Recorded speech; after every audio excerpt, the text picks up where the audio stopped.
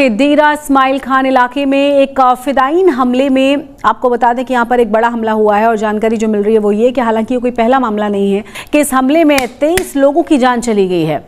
आज फिर पाकिस्तान की आर्मी की बेस के ऊपर एक डीए खान के अंदर जो है वो दहशतगर्दों ने हमला किया है और अब जारी बात है, कहा जा रहा है मोर देन 23 लोग जो हैं वो उनकी जानें चली गई हैं। बल्कि ये काफी हद तक इसको दबाए रखा गया, लेकिन अब खबरें बाहर आ रही हैं। लेकिन इंटरनेशनल मीडिया इसको कैसे ले रहा है, जिसमें रॉयटर से लेकर अल जजीरा तक ये खबर है कि पाकिस्तान में डेरा इस्माइल खान के दराबिन के इलाके में एक दहशतगर्दी का बहुत बड़ा हमला हुआ है और इस हमले में अब तक 23 से ज्यादा फौजी जवान अपनी जानों से जा चुके हैं।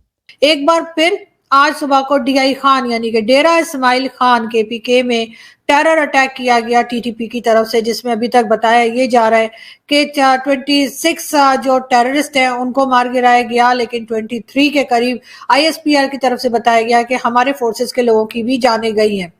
ये आज सुबह को जो है ये अटैक किया गया टीटीपी की तरफ से और यही बताया जा रहा है कि कुछ सुसाइड बॉम्बर भी थे जो कि 6 के करीब थे। उसके अलावा बारूद से भरी हुई गाड़ी को भी दोस्तों, पाकिस्तान अभी एक कदम चलता ही है, थोड़ा सा रास्ता बनता ही है। कोई हम इकोनॉमी की बात करते हैं, कोई डेवलपमेंट की बात होती है तो दहशतगर्द आने पड़ते हैं। पाकिस्तान को वही मिला जो उसने सिखाया था, यानी कि एक हमला और डेरा इस्माइल खान में। इसमें इस हमले में कई लोग मारे गए, कई पाकिस्तानी सेना के आदमी मारे गए हैं। एक बड़ा ही डेयरिंग ऑपरेशन, मैं तारीफ करता नहीं हूं जनरली ऐसे आतंकी हमलों की, लेकिन ये बहुत डेयरिंग ऑपरेशन था। कैसे डेयरिंग ऑपरेशन? जय हिंद दोस्तों, जब पाकिस्तानी आतंकवादी भारत पे हमला करते हैं और उनकी वजह से भारत के वीर जवान वीर गति को प्राप्त हो जाते हैं, तब पाकिस्तानी उनको अल्लाह का भेजा हुआ मुजाहिदीन बताते हैं। कहते हैं ये आतंकवादी नहीं, ये तो मुजाहिदीन थे, ये तो अल्लाह के भेजे हुए मैसेंजर थे। पता नहीं क्या क्या बताते हैं कि इनको जन्नत की हूरें नसीब होंगी या इन्होंने अल्लाह के रहमो फजल से पता नहीं क्या क्या काम किया भारत में जाके। लेकिन दोस्तों, जब सेम आतंकवादी पाकिस्तानी आर्मी पे हमला करते हैं और पाकिस्तानी आर्मी को मारते हैं, उनको 72 ऊरों के पास भेजते हैं, तो फिर ये क्या हो जाते हैं?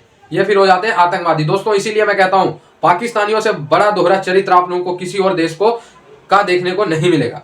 खैर दोस्तों, बहुत बड़ा हमला हुआ पाकिस्तान में, आप लोगों को पता ही है, मैंने एक न्यूज दे दी है कि जिसमें मोर और लेस, वैसे तो पाकिस्तान 23 बता रहे थे, लेकिन मैं मान के चल रहा हूँ 60, क्योंकि दोस्तों पाकिस्तानी आर्मी खबर छुपाने में नंबर 1 आर्मी है।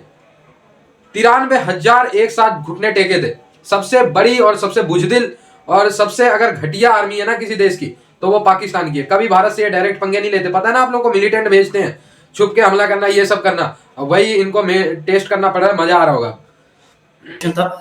But that's such a sad incident. So this happened this morning. तकरीबन ये आज की बात है। मैंने जैसे कहा कि हम थोड़ा सा आगे चलते हैं, हमें फिर ये रोक लेते हैं। अफगानिस्तान की जारी बात है, सरजमीन इस्तेमाल हो रही है। मैं आज देख रहा था, पाकिस्तान के लिए बहुत अच्छी खबर है और यकीनन इससे पाकिस्तान को बहुत फायदा होगा, लेकिन हुआ उसका उलट। जब से अफगानिस्तान में तालिबान की गवर्नमेंट आई है, पाकिस्तान के पास एक के बाद एक पाकिस्तान की तरफ सिर्फ और सिर्फ प्रॉब्लम्स ही आती जा रही हैं। एक बार फिर आज सुबह को डीआई खान यानी कि डेरा इस्माइल खान केपीके में टेरर अटैक किया गया टीटीपी की तरफ से, जिसमें अभी तक बताया ये जा रहा है कि 26 जो टेररिस्ट हैं उनको मार गिराया गया, लेकिन 23 के करीब आईएसपीआर की तरफ से बताया गया कि हमारे फोर्सेस के लोगों की भी जानें गई हैं। ये आज सुबह को जो है ये अटैक किया गया टीटीपी की तरफ से और यही बताया जा रहा है कि कुछ सुसाइड बॉम्बर भी थे जो कि 6 के करीब थे। उसके अलावा बारूद से भरी हुई गाड़ी को भी सिक्योरिटी फोर्सेस की बिल्डिंग से टकराया गया और जिसकी वजह से उसकी छत गिर गई और कई लोगों की जानें चली गई। अब बात सारी ये है कि ना तो ये पहला अटैक है और ना ही ये कोई आखिरी अटैक है, लेकिन हाँ ये जरूर कहा जा सकता है कि ये इस वक्त का काफी बड़ा अटैक था और इसमें काफी ज्यादा जानी और माली नुकसान भुगतना पड़ा है पाकिस्तान की फोर्सेस को भी। अब केपीके खैबर पख्तूनख्वा के इलाकों में तो पहले भी बहुत ज्यादा दहशतगर्दी हो रही है, बल्कि पूरे मुल्क में जगह जगह से जो है वो ये सब आ रही हैं खबरें। लेकिन ये हमला बाकायदा प्लान करके किया गया, इसमें तो कोई शक इसलिए नहीं अगर ये बात की जा रही है कि जाहिर है अगर इतनी बड़ी तादाद में खुदकुश हमलावर वहां पे घुसे हैं तो आप अंदाजा कर सकते हैं कि ये बाकायदा टारगेट करके किया गया। जैसे कि इसमें खबरें ये आ रही हैं सोशल मीडिया पर कि दिसंबर बरोज मंगल रात 3:30 बजे के करीब बारूद से भरी हुई एक गाड़ी आर्मी के कैंप द्राबिन 12 से टकरा दी गई और उसके बाद 2 खुदकुश हमले हुए और शदीद फायरिंग भी जारी रही और धमाकों, फायरिंग और छत गिरने से 24 जवान अपनी जान से चले गए। 32 के करीब जख्मी हैं। दहशतगर्द जो अभी तक हलाक होने की जिनकी खबरें आ रही हैं वो 5 हैं। अब ये दहशतगर्द कौन है, इसके बारे में मुख्तलिफ आ रहा है, लेकिन कहा ही जा रहा है कि क्लेम किया जिसने वो वही तहरीक-ए-जिहाद पाकिस्तान ग्रुप है जो कुछ दिन पहले भी एक ऐसे ही मिलिट्री बेस पर या पुलिस स्टेशन पर एक हमला हुआ था, आपको याद है, जिसकी खबरें हम आप तक पहुंचाते रहे थे। उसके बाद उस हमले के हवाले से ये खबर आई थी कि तहरीक-ए-जिहाद पाकिस्तान ने ये हमला कबूल किया। अब ये कहा गया कि ये जो है ये कोई एक नई ब्रांच है टीटीपी की, तालिबान की, दहशतगर्दों की। फिर ये कहा गया कि कहीं ये कोई फेक तो नहीं है, नकली नाम से ऐसे ही कह रहे हैं, लेकिन फिर उसकी हिस्ट्री भी सारी आई कि वो शरीयत नाफिज करना चाहते हैं और तालिबान की ही एक ब्रांच है और कहाँ क्या उसकी हिस्ट्री है सारा वो हमने आपके सामने पेश की थी जब इससे पहले एक ऐसा ही हमला हुआ था। तो देखिए कि ये हमले रुक नहीं रहे, यानी एक हमला होता है और वो मिलिट्री बेस पर होता है और फिर उसमें वो एयरक्राफ्ट भी जो है वो तबाह करते हैं। फिर बताया जाता है क्या क्या कुछ बाद में कि वहाँ पे तबाह होता है, उसके बाद कितने घंटे लगते हैं और कई घंटों के बाद, पूरे दिन के बाद उसको क्लियर किया जाता है। अब वैसा ही एक और हमला ये हुआ है। बार बार कहा गया, कई बार हमारे साथी जो इंडियन पैनलिस्ट आए, हमारे दोस्त जो इंडियन पैनलिस्ट आए और इंडियन फोर्सेस के भी लोग जो यूट्यूब चैनल्स पे हैं और अपनी वीडियोस बनाया करते हैं, बहुत जबरदस्त किस्म की उनकी वीडियोस होती हैं। मेरे साथ भी कई बार जब वो शोज में आए उन्होंने यही कहा कि टीटीपी का एक ही हल है और वो ये कि उनके साथ डायलॉग्स ना किए जाए, उनके साथ बैठ के किसी किस्म की बातचीत ना की जाए, बल्कि सिर्फ और सिर्फ उनको मार गिराना ही पाकिस्तान के लिए बेहतर होगा।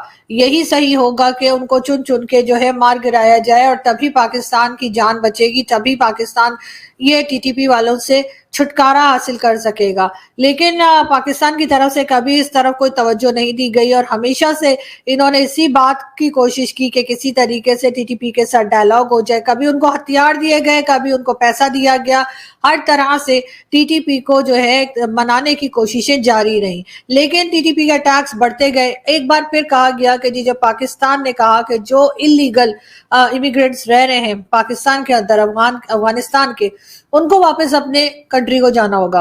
एक बार एक डेट दी गई कि जी फलानी डेट तक निकल जाए, फिर कहा गया इस डेट तक निकल जाए। कई लोगों को भेजा भी गया उनकी कंट्री में, यानी कि अफगानिस्तान में वापस भेजा गया। लेकिन जाहिर है कि ये सब बातें जो है वो अफगान गवर्नमेंट को पसंद नहीं आ रही थी। अफगान गवर्नमेंट का ये भी कहना था, एक तरफ तो वो कह रहे थे कि जी हमें कोई फर्क नहीं पड़ता पाकिस्तान किस तरह से हैंडल कर रहा है अफगान महाजरीन को या अफगान सिटीजन्स को, अपनी कंट्री में रेफ्यूजीज को।